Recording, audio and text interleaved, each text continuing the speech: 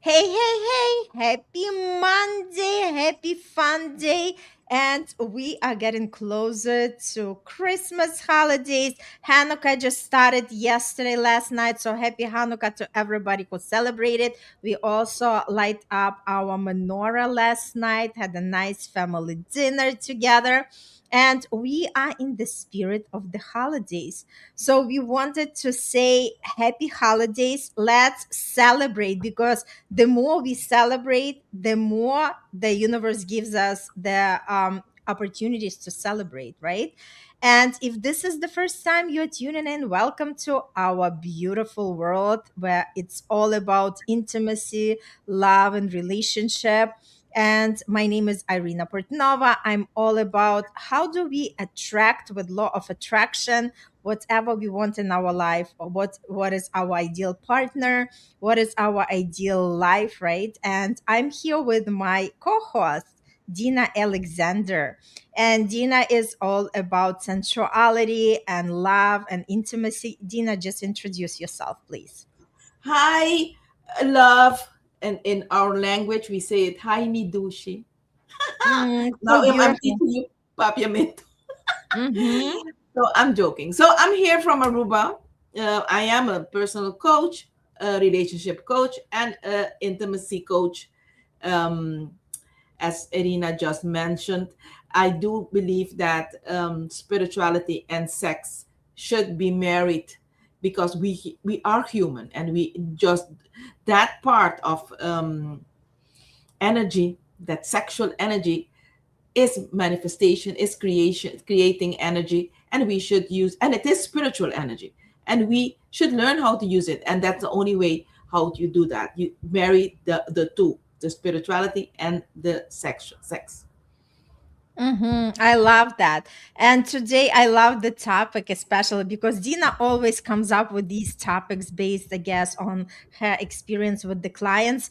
And I'm also here to learn and, like just to put my input as well. And I love these conversations because they are super powerful, right? These are the conversations just to show that we are present, that we are learning. And hello, hello, Al. Merry Christmas! Yay, yay! It's great to see you with us. Welcome to another powerful episode, right? And today we are going to talk about the porn, right? Like how porn actually affects our intimacy, our relationship, right? And it's nothing about judging or saying that this is right or wrong. It's more like let's just have the conversation and let's see Yes, what's unfolding, right? yes, Mhm. yes. It's just like you said.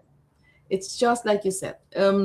I do think I got this topic because I had a visit. Yeah, I had a client that saw me on a social media, and it was the male partner that saw me on the social media, and the female, she called me, and we Mhm. set up a session, and she was not frustrated. She was like, oh, this is not, I'm not happy because he he gets aroused due to Mhm. pornography, Mhm. and Mhm. it really bothered her because she wanted to arouse him, not he Mhm. wanted to get aroused. He needs to get aroused first, then attend her in her sexual Mhm. needs. And look, this episode is very tender. Just like you said, there are no judgments. It's honest. And it is one a lot of people feel but rarely talk about out loud. Okay? Mhm. Pornography, as you said. Mhm. Um, not a moral issue, not something bad or wrong, just as you said, but we want to talk about we want to put it as something that quietly shapes how the body learns desire. Okay, this is Mhm. the reason why I presented it, because it does influence. Because porn isn't just something we watch, it is something that releases chemicals, and it trains the nervous system. Okay, it conditions arousal due to the chemicals it releases, And it's a bonding that you get with a porn star. And a lot of people are not aware that oxytocin, it's what's being released. It's a bonding chemical. And that's why you need to go to the pornography, because you have a bond with that. Okay. So this is okay. Before I continue, when desire lives mostly on a screen, the body can slowly forget how to feel as a human being. Okay. And this episode is about presence, sensation. And that is what the female that called me, the partner, that's Mm-hmm. what she wanted. She wanted to be present. She wanted his presence. She wanted that connection that he has with the porn. And what happens when stimulation replaces connection? That's our topic today. And no shame, no finger wagging, and just awareness. Okay. And Mm-hmm. I don't think you need to be a professional to this. You are a very good coach, and that's why I feel I feel good when we have these topics, because you come with your sincerity, with your honesty, and that's all about. So, what did I open up? I'd like to ask you when I share my first segment. Mm-hmm. So yeah, like I said, I love these uncomfortable conversation. I mean, where else we can actually go on air and talk about it, and where else some people just can come and join and listen, right, and participate. Like Al, we just like I really love to give the shout out to Al because he is who he is, right? He just shows his vulnerability without the fear of being judged by somebody, right? Because again, a lot of people are just kind of like peeking, but they are not participating in our discussions. So this is a great invitation for everybody. Like really just freaking drop all the walls and just be yourself. Because being yourself is something that we came here to do in this lifetime, and the mastery of ourselves is important, right? And obviously, since we are humans, we have that intimacy conversations because we want to learn about ourselves, like what we are all about, right? And I love these topics specifically because, again, it's not too much talked about.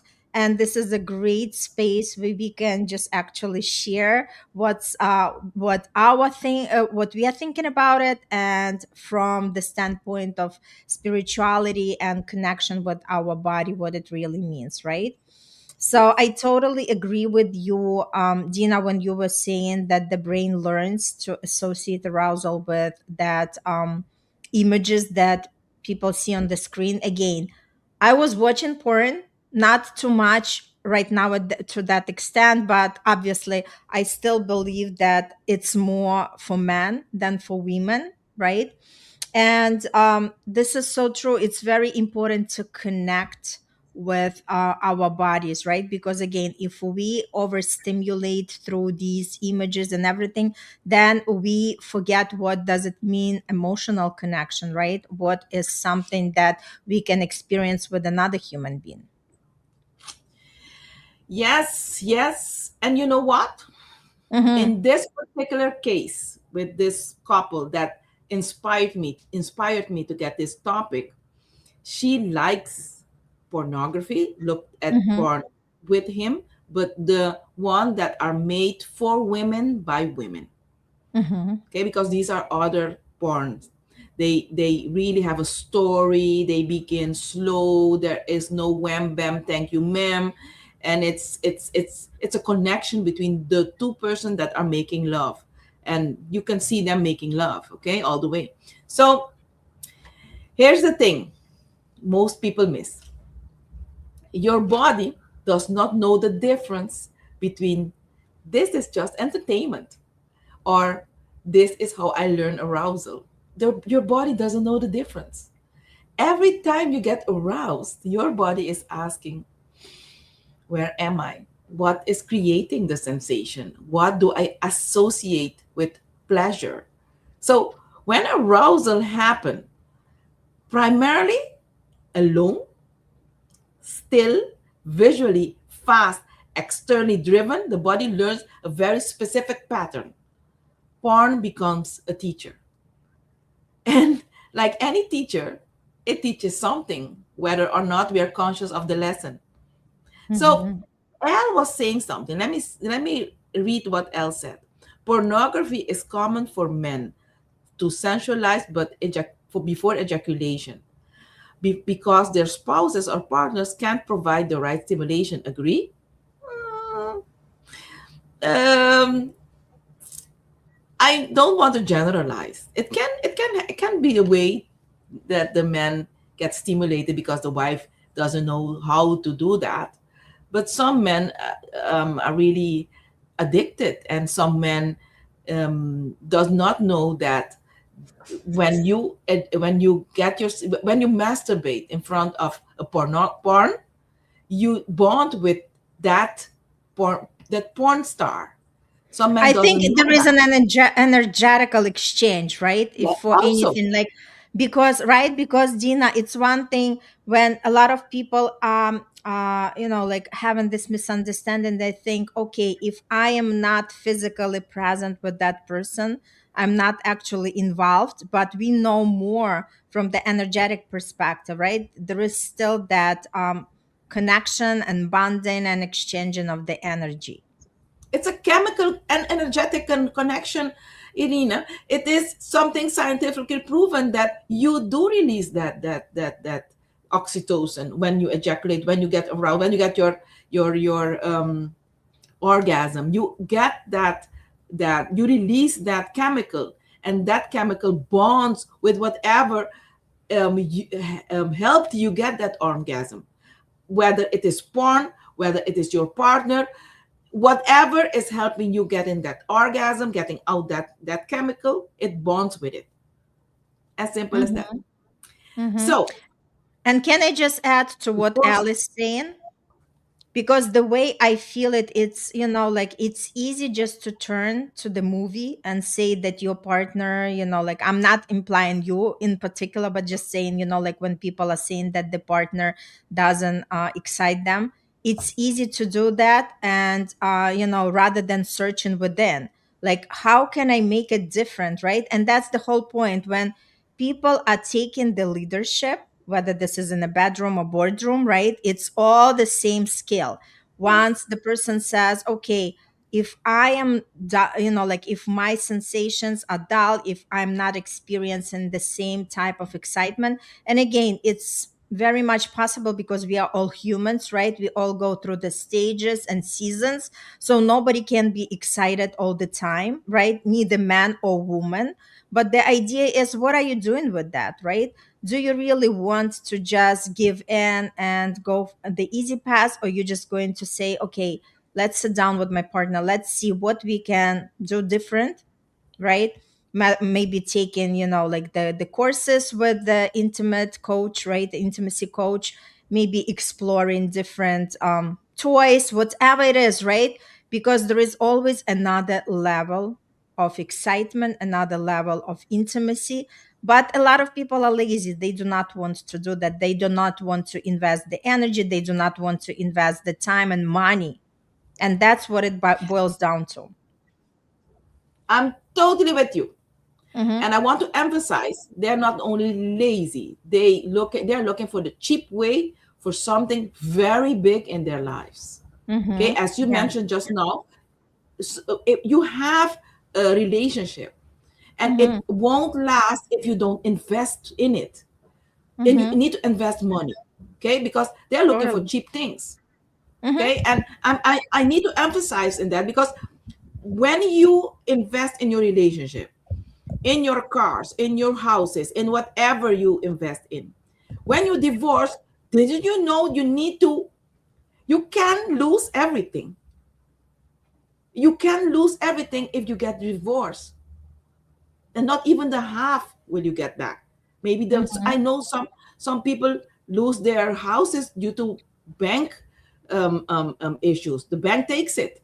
Okay, so no, that's another topic.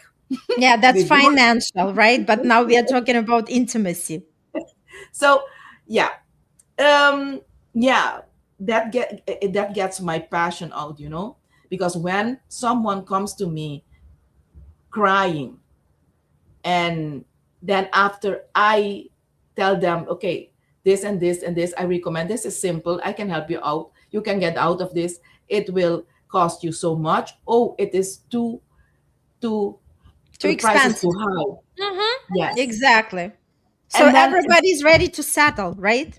Everybody's ready to settle because they do not see the price that they are paying with their life and happiness and just, like experiencing the real connection with somebody, right? On the intimacy level. yes, that People just, yes, people just train to always come back to, how much is it going to cost. But what they are actually paying in the price is much more higher rather they than don't see investing in the professional. they don't see it. And yeah, this should be a topic, but we will get them maybe in We'll 2026. circle back to that. Okay, let's get a little bit nerdy, because in a Hmm. sexy way. In a Yeah. sexy way, okay? Porn is a high stimulation, okay? It's a fast novelty, it's a primarily visual, it's cognitively driven, and it's often disconnected from breath or movement or sensation. And that trains the nervous system to associate arousal with watching instead of feeling. A mental fantasy, it trains the nervous system to associate arousal with mental fantasy instead of bodily presence. Hmm. It also associate the nervous system, it trains the nervous system. It's all about training the nervous system to associate arousal with intensity instead of subtles, being subtle. Hmm. Uh-huh. Hmm. It Hmm. also associate arousal with speed instead of building up. Okay? Over time, the nervous system can start to expect instant stimulation. How can your partner do that? You are you are asking for a robot. So, Hmm. and the nervous system will start asking also for escalating novelty and stronger visual to feel same response as in what it got in the screen, which means real life arousal, which is slower, subtler, and sensation based, can start to feel like flat and boring. Not because your partner isn't sexy, not because your body is broken, but because your nervous system has been trained in a different language. Hmm. Porn speaks in pixels, the body speaks in sensation, and those are not the same dialects. So let's be very, very honest here. What do you want? Hmm. Those pixels? Or you want the real thing? And you need to Hmm. train the nervous system to get the real thing. So what comes up? You know what comes up? Because remember, at the beginning, you were sharing, Dina, about this couple that she said that her partner needs the stimulation from the screen before he actually can connect with her. That's exactly what happens when people are watching too much of that videos, right? Because now there is no actual embodiment. Their desire actually keeps staying in their head, and they are more performant than actually connecting, right? And that can create that friction when they are really with the partner, because now they do not have that presence. It's very difficult for them to be present during the intimacy, and they have to have that extra stimulation in order to feel aroused. So that's Yes. exactly where that disconnection happen of emotional closeness and physical desire. Yes. Yes. Okay. Let's continue and let's name it this gently, okay? Many people say, I love my partner, but I don't feel much. I need fantasy to stay aroused. Or I hear, touch feels nice, but it doesn't take me there. That is not a lack of desire. That is desensitizations. You are out of your sensation. You are disconnected. You don't have a connection with your sensual self. When arousal lives mostly in the mind, as you said, the body becomes a background character. Breathing gets shallow, sensation narrows, presence fades. The body starts to wait for the mind to tell it what to feel. And real touch, which requires slowness, vulnerability, and responsiveness, can feel unfamiliar. And not wrong, just unfamiliar. This is why some partners say, you're here, but you're not really here. Mm-hmm.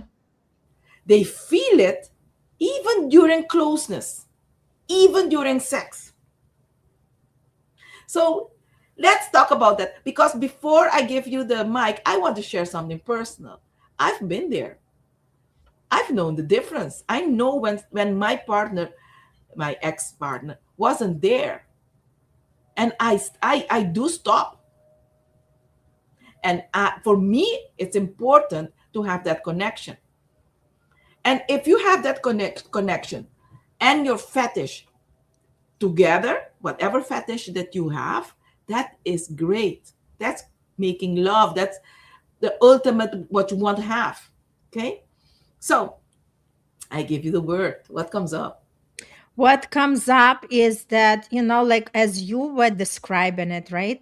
And usually these, like men are more about imagination. They are more like, again, there are some selective women, right?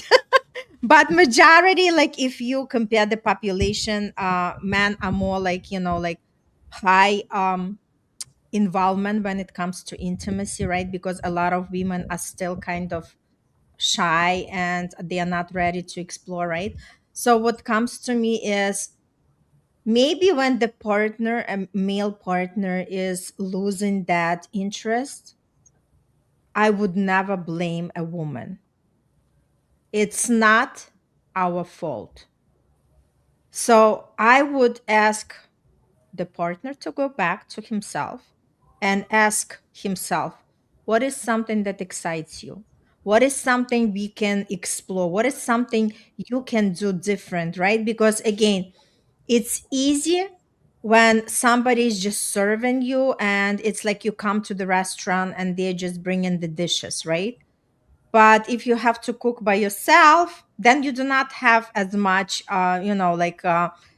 content in that, right? So the idea is that there is no such a thing like in my in my universe, in Irina's universe, there is no such a thing as, this is the fault of the partner. Because if the person was with that partner before and they did experience great things together, it has nothing to do with the partner, it has something to do with that person. Yeah, I And know. now it's the responsibility of that person to go back to themselves and really start asking the deeper questions, to really start figuring out what is the answer, what is wrong, and how to fix it, right? How to make it different, how to make it better. Yes, totally with you, Irina. Oh, L. Do you want to read what L says? Yeah, he says, "Man, I like beast on bed. Always think of sex rather than foreplay first." Well, there are the women who are okay to go into sex right away, right? Because again, it's like depends on the scenario, right? Depends on what, like they're obviously when people just, still exploring, when they are at the exploration stage, obviously, like it's nice to take the time, right? And then again, it's also common as patience, as studying each other, right? As like really, testing and see what your partner likes, right? There is also the fun in that as well. Yeah, true. So I honestly I believe that it's never the partner's fault that another partner is losing that sexual attraction.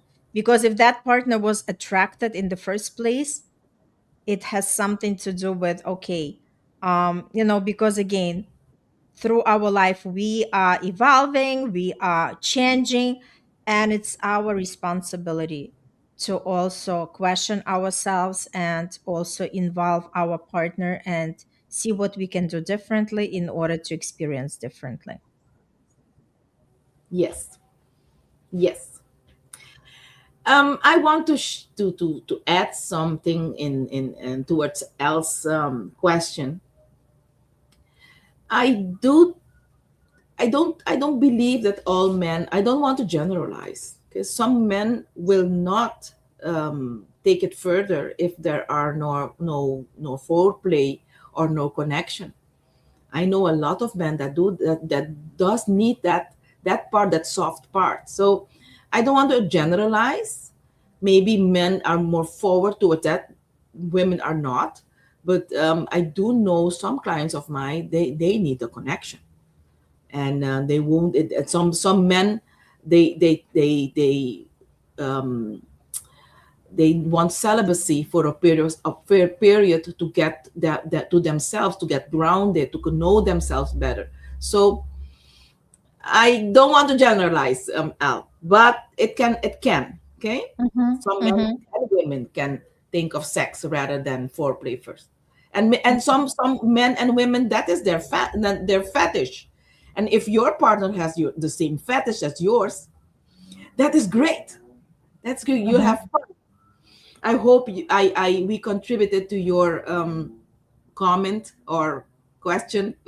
Yeah, just let us know. Yeah, definitely, Yes, definitely. let us know. So the Mhm. time is not waiting. But before we close, can I say something? Sure.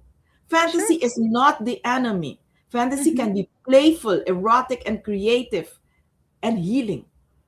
mm-hmm. But fantasy without embodiment creates a split. Okay, that's the last thing I want to say. So if you want to experience of or hear more or talk more or have a conversation with me, please do connect, and Mm-hmm. we'll continue. And I just wanted to also add that this today conversation is not about blaming porn, right? Or our desires or fantasies. It's about the awareness. Again, the keyword is awareness, because the body is adaptable and our system, nervous system, can actually relearn. So we can return these sensations, we can restore that intimacy, we can become more deeper with each other.